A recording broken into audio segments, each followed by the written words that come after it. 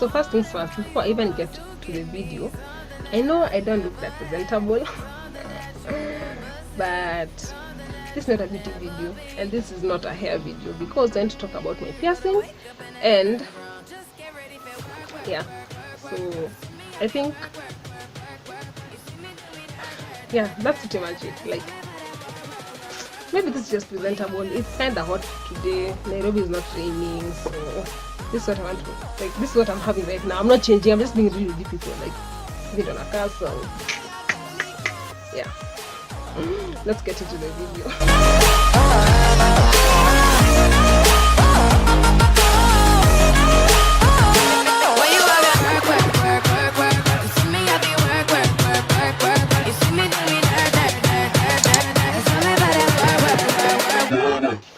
So hey guys, welcome back to another episode of my channel. My name is Akinyismane, and if you're new here, you're most definitely welcome. And if this is not your first time on my channel, take two.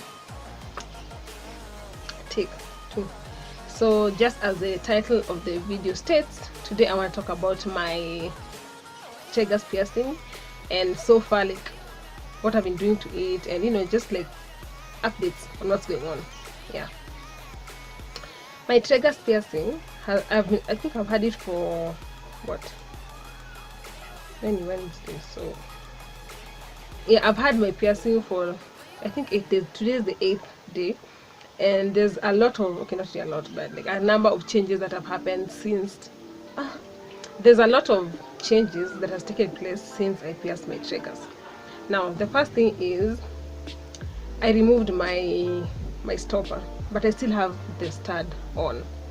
And then so now I pierced it on Tuesday, and then I think on Saturday it started swelling, but it was still swelling on, like, okay, on Friday and on Thursday, Friday, Saturday it was swollen, but it wasn't like seriously swollen. It was okay, and I had not really a lot, but like I felt a reasonable amount of pain on it, because I mean, I just pierced it, so obviously it's not going to be okay. Like, it's not going to be, you know, just like kawaida, of course, because now I've pierced it, it's going to be painful. So it was painful, and it started swelling. And then on Saturday night, wow, like the pain was really, like, it really increased, and it was really excruciating, and I started getting scared. Honestly, I did. And then now what happened was, on Sunday, it was now like, even like, it was now like, this is too much, like, this is really serious. So now it was swollen up to the point where the stud, like the swelling was kind of sucking in the stud, so it started getting inside my Tragus, and I was really definitely I was scared, but I knew that was like prone to happen, just because the stud that I used was small, and it wasn't giving my piercing a reasonable amount, an allowance for it to swell. Yeah, so I went on to Google and I researched, and I realized, like, from other people's experiences, what they did was they removed the stud. Yeah, and some people went to that, like, they visited a doctor to get the stud removed, but I was just like, so I just removed the stopper, and then I left it the stud, just because I want my piercing to heal. Like, there's no way to tunasema ati it was a fail. It can't be a fail. It has to, like, it has to pass, like, it has to, you know, work out. So now I wanted to give you guys an update of what has been happening, like what I've been doing to, you know, keep it going. Yeah, so the first thing is I use salt and water to nurse the piercing, because I mean, that's just what I use. I told you guys in my previous piercings videos that I never use methylated spirit because it doesn't work for my piercing, so I just use salt and water. And I know there are some people, okay, I've also done research, and there are videos that I've watched on YouTube and some blogs that I've read on Google, and they're talking about how don't use table salt, use sea salt. I know sea salt, I mean, you can find sea salt in the supermarket, but all my piercings I just use table salt, like chumvi ya kupika, chumvi ya kuweka kwa chakula. So yeah, and the reason why I'm still using it, it's because it's worked for me before, so whatever, it's gonna work. Yeah, so that's what I've been using basically, and I've been So before that, before my ear started really swelling, I used to use let me show you guys. I used to use this small tin over here and earbuds, yeah, and earbuds. So what I used to do is just get some warm water and then mix it in with salt, and then like just, you know, nipanguze around the piercing. But when my ear started swelling, that's when I realized that using an earbud and what, like just using an earbud to clean it up wasn't like doing much to my piercing. So what I did was I changed to there's this, now this like a tin is for, what's it called, it's for a flask, but we don't really use it at home anymore. So I got this because it's, first of all, it's big enough and we don't use it anymore, so it's gonna work. Yeah.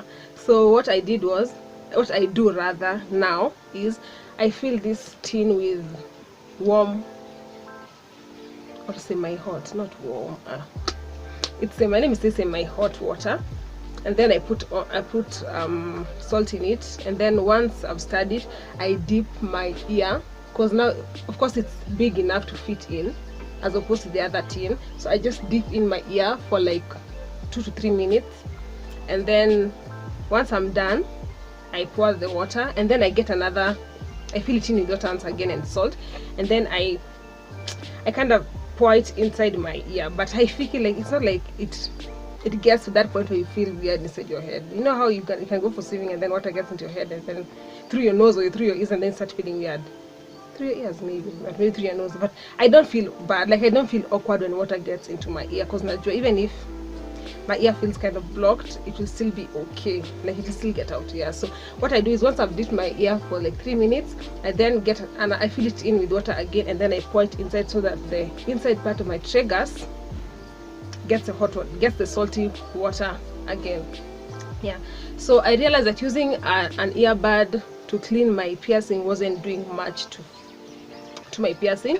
So that's when I switched to this tin, and then now I just dip it in, and I do it three times a day, because if I do it 3 times a day, I feel like my ear, there's something wrong going on and I don't like it. So I just do 3 times a day, and that works for me. I know there are people who do it even 4 times, which, you know, do what suits you best. So yeah, that's what I've been doing to my ear, and so far so good. And since the day I removed my stopper, my piercing has stopped swelling and it's much better.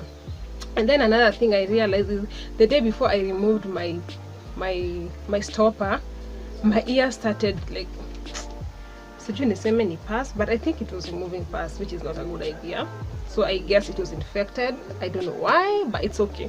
Anyway, so like from the research that I've done, if you have a new piercing and you realize that your ear is infected, because the only way you know your ear is infected is if your piercing removes pus. So now pus should roughly be like green or yellow. I mean, this is real.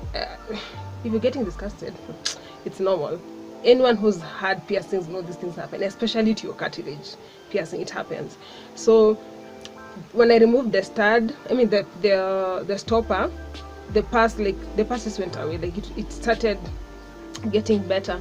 So I removed the stopper, and then it stopped swelling and the pus like went away. And then the excruciating pain that I talked about that I was experiencing also went away. So since on Sunday, because today's on Wednesday, so since on Sunday I have not felt any amount of pain. It's like, in fact, it's as if I don't have any piercing. The only reason I remember I have a piercing is when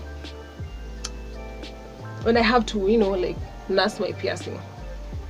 Whether your piercing is infected or not, you're definitely going to experience some crusting. Like you're going to have some liquid come out from your piercing, and then it's going to dry up. So that thing that dries up is actually what's called a crust. Just because you have some liquid come out of your piercing and then it dries up doesn't necessarily mean it's pus. Yeah, because crusting is also a sign that your piercing is healing. The only way you know if the liquid is pus, if it smells, okay, if it has some awkward smell to it, and if it's kind of yellowish or greenish. I'm not sure if you guys can see my piercing very well from this, like the distance between me and my my phone, but right now my piercing has the crust, yeah, and I'm sure that's not fast. I'm sure it's just like right now my piercing is really doing well, yeah. So if your piercing has like some awkward smell to it and some awkward color, and then your like your piercing is also like has some really serious paining, and you can just tell like kuna ile unajua this is not a because of my piercing, it's because there's something weird going on, yeah. So right now my piercing is really doing well, and it doesn't have like there's no amount of pain, like zero, nil, nothing, yeah. So my piercing is really doing well because I've been taking care of it. Another thing, like the things that like I've been doing to ensure that it stays just the way it is, and hopefully it will improve and get better and better. If you have a Tragus piercing, you definitely have to ensure that you don't, like at night, you don't sleep on the side where you have your piercing. I know that's a lot of work, because sleeping on one side the whole night, that's hard. But if you want your piercing to heal, you have to ensure that your you don't sleep on the side where you have your piercing, because that way you'll shikashika sana, si vizuri, yeah. And then also don't avoid touching your piercing unless you are like you're doing the salt water thing going on. If that's what you're doing, that's kind of okay, but if you're not, don't touch it. And then before you also nurse your piercing, ensure that your hands are really clean, because anything that causes your piercing will lead to an infection. And then I've told you guys that I've already removed my stopper, so that means that I am prone, like my stud is prone to to falling out, yeah. My stud is prone to falling out, so I really avoid touching so it doesn't fall. Anything that will make my stud fall out, I really avoid. So now I think also the reason why it's not falling is because I'm still having the crusting thing going on, so it kind of acts like a glue to my stud and my ear, so it doesn't really fall out as of now, or at least since the day I removed the stopper, I didn't really fall out, because you also want to avoid that kabisa, kusabu if it starts falling out, like if it starts moving a lot, you're prone to having a keloid. Now a keloid is just like, it's like a small swelling that is close to your hole or your piercing, and it looks like a pimple. Now if you're not keen, or if you're not cautious enough, that keloid can really grow to be a big thing. I'm sure you guys I'm guessing you guys have seen those people who have like tried, or rather attempted, piercing themselves, or even going to a professional to get a piercing, and then later they have these swollen things behind their ears, or something like that. So that's a keloid, and I think it starts when it's small, and then if you're not cautious enough, it grows to be a really huge thing. Sometimes it's not even an infection or anything, it's just that it's a way of your body telling you that we are not good at piercings, yeah. So you want to avoid removing your piercing, so itatoka, and then you'll get a keloid, which is not a good thing. But even if you have a keloid and it's small, don't freak out sana. The key, the dawa to your keloid is using the salt water solution oftenly, and then with time it will go away.